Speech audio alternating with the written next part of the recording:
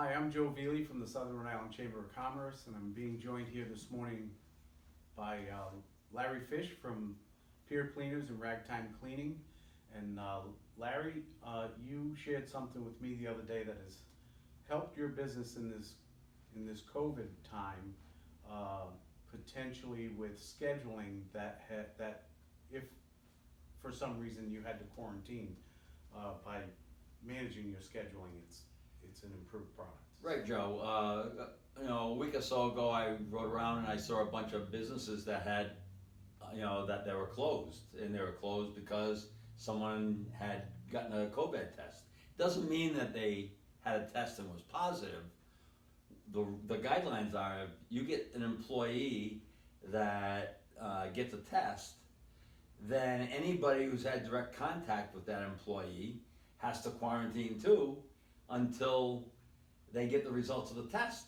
And a few weeks ago, it was taking a week to 10 days to get the results. Now they're saying 2 to 3 days. But still, if you're a small businessman, you can't afford to close down for 2 days or 3 days. And it's not that you tested positive, it's just that someone got a test. So I think it's very important. Small businesses all through the COVID pandemic have been pivoting how they do business, scheduling employees. And I think it's very important to point out now, before anybody gets tested in your business, to prepare for that. And so where I had shifts in the cleaners, that someone would come in in the morning and work till 2, and another person would come in at noon and work till 7, and they overlapped in a close space within 6 feet of one another, all right, so that they could cross-contaminate each other. That's a problem, because then when they start doing contact tracing, it's going to affect my morning shift and my afternoon shift because of that 2-hour overlap. So now I'm not scheduling my people with overlaps. They're doing a virtual high five at noontime. One goes, the other one comes in. So if someone on the first shift has to get a test, and it might not be because of something they did, they might have high school kids or college kids that are out there being high school and college kids, Right. And they come in contact at a party, and all of a sudden my business has to close down for a week while I'm waiting for a test.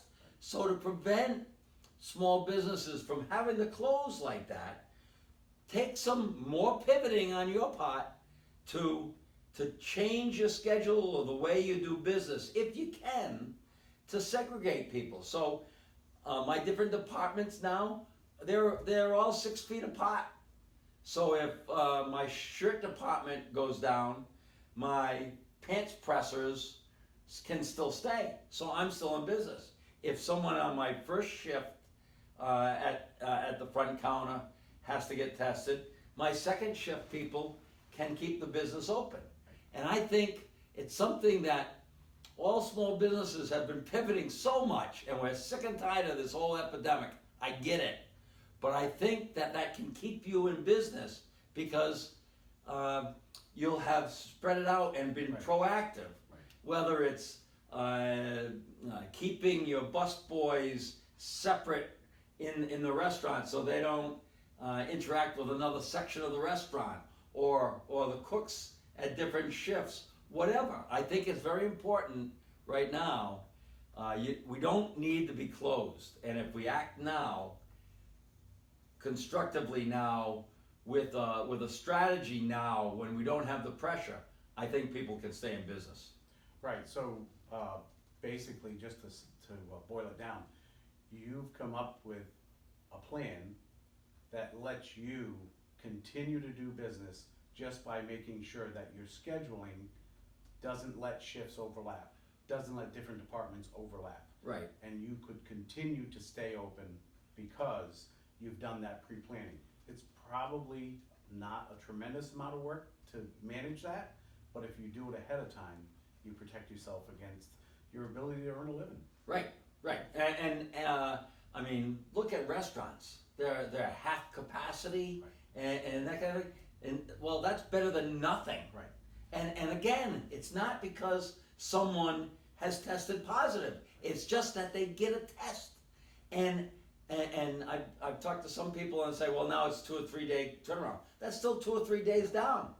And your employee is not under your control, so that it doesn't, you can't tell the employee where to go get the test.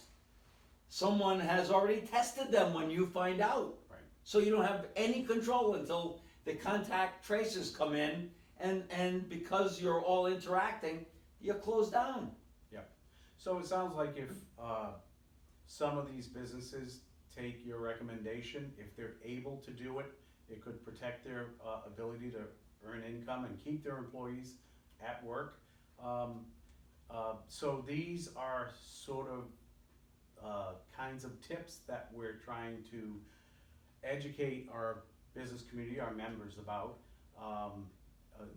This one could save a business. This one could if you have to close a restaurant for 2 weeks and you're already challenged with, half of your dining room, this could be the difference between surviving and not. So Absolutely, and I know it's pivoting, but I think small business entrepreneurs, that's what our strength is. Yeah. And yes, you have to pivot again, but this one can also save your business.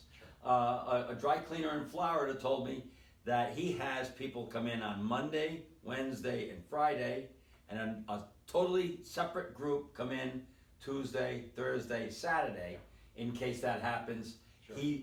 He's not shut down. And I think it's something prudent for small business people around to know. Great.